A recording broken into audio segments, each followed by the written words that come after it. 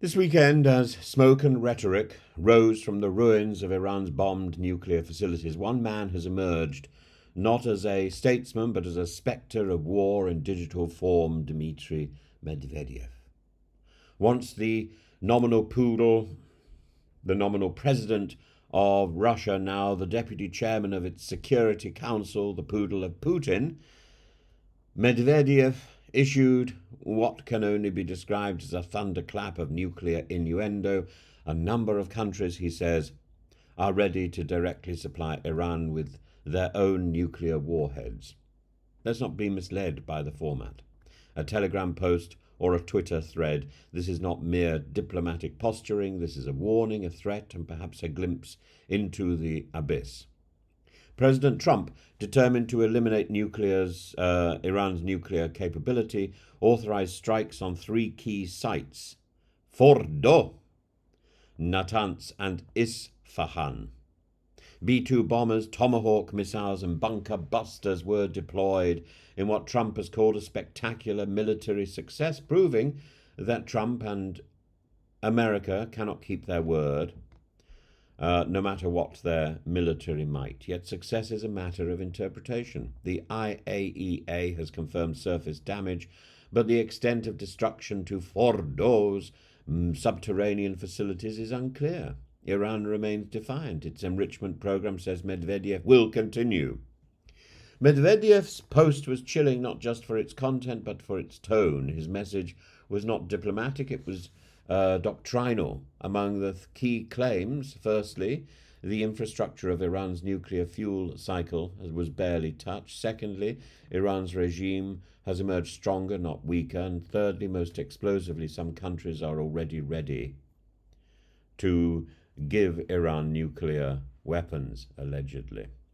Let's pause on that for a moment. The Non-Proliferation Treaty, to which Russia is a signatory, prohibits such transfers, yet Medvedev's threat was not conditional, it was a declaration. Now, maybe Russia won't be the country to provide those weapons, but there is a country nearby, North Korea, which could. And a rogue element within Pakistan, perhaps. All possibilities are dangerous, but what is Russia's incentive?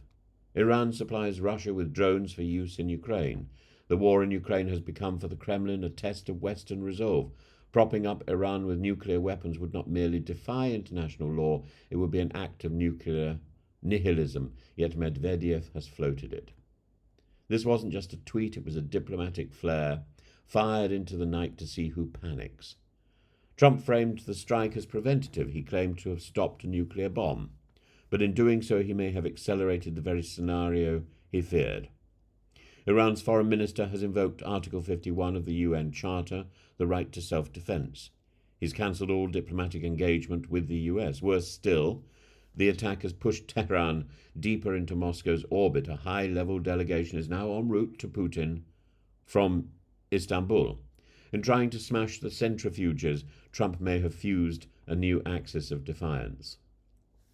Who was Medvedev speaking to? Not merely the international community. He was signalling to Iran hardliners to stiffen their resolve, to the West to test its nerve, to China as a veiled call for alignment, and to his own domestic audience to reinforce the narrative of Russia as a bulwark against Western aggression.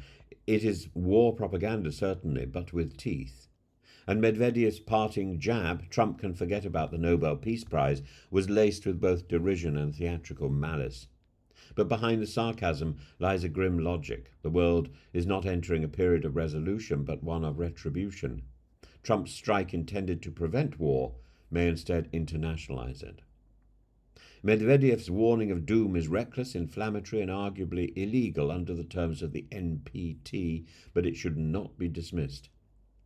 It tells us that Russia is willing to rhetorically escalate conflict beyond regional boundaries. It shows how nuclear language, once carefully guarded, is now casually tweeted. And it reminds us that in a world of unstable alliances and volatile egos, deterrence is no longer a gentleman's game. This is not about whether Trump was right or wrong to bomb. It's about what happens next, and whether the global order, such as it is, can hold under the strain of digital brinkmanship and veiled nuclear threats. Let's hope that Medvedev's post was bluster, but let's not behave as if it were meaningless, because words, like warheads, can be delivered with terrifying speed.